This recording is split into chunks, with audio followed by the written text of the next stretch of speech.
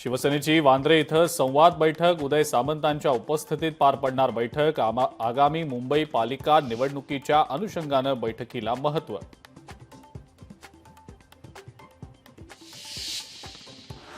दिल्लीमध्ये न्यायमूर्तींच्या घराबाहेर सापडल्या जळालेल्या नोटा। उच्च न्यायालयाचे न्यायाधीश यशवंत वर्मांच्या घराबाहेर सापडल्या 500 रुपयांच्या जळालेल्या नोटा।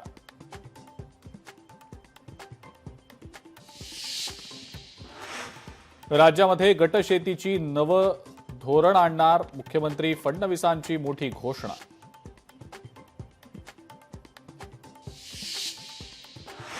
कल्याणमधल्या दुर्गाडी किल्ल्याच्या कामाची शिवसैनिकांकडून पाहणी। किल्ल्यावरील बुरुज नूतनीकरणाचं काम संथगतीनं सुरू असल्यानं कंत्राटदारांची केली कानउघडणी।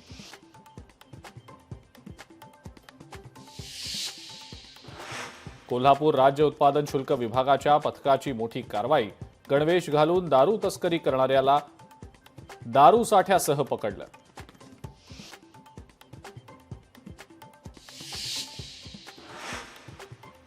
पीटी उषा यांच्या हस्ते नॅशनल मेरीटाईम गेम्स 2025चा शुभारंभ। नवी मुंबईतल्या पाम बीच रोड इथं पार पडला शुभारंभ। या स्पर्धांमध्ये ॲथलेटिक्स आणि बॅडमिंटन यासारख्या 20हून अधिक खेळांचा समावेश। छत्रपती संभाजीनगरमधल्या कारखान्यांच्या ऊस गळीत हंगामाची सांगता। यंदा जिल्ह्यात 18.80 लाख क्विंटल साखरेचं उत्पादन।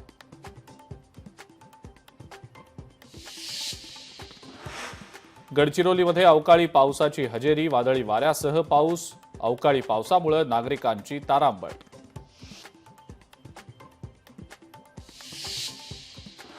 बीडमध्ये टोमॅटोचे दर घसरल्यानं शेतकरी त्रस्त।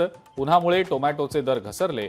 उत्पादन खर्च सुद्धा निघत नसल्यानं शेतकऱ्यांची नाराजी। जालन्यात व्यावसायिक कामांसाठी घरगुती गॅस सिलेंडर वापरणाऱ्या 13 हॉटेल चालकांवर कारवाई। तहसील कार्यालयाच्या पुरवठा विभागानं केली कारवाई।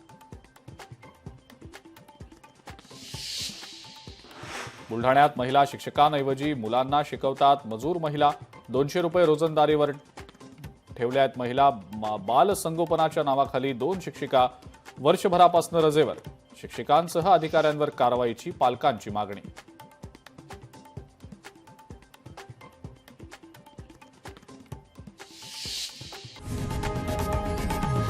लोकशाही मराठी ऐका, पहा, जागरूक रहा।